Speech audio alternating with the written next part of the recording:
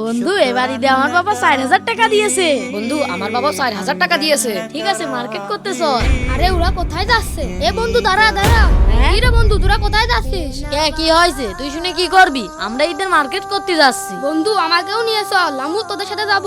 এই তুই যে আমাদের সাথে মার্কেটে যাবি, তোর কাছে টাকা আছে? এই দেখ আমার আব্বু 4,000 টাকা দিয়েছে। হ্যাঁ এ দেখ টাকা, তোর কাছে টাকা আছে তো? না রে বন্ধু, আমার কাছে কোনো টাকা নেই। টাকা নেই তো কি করতে আসছিস? ছড়ে কেনতে?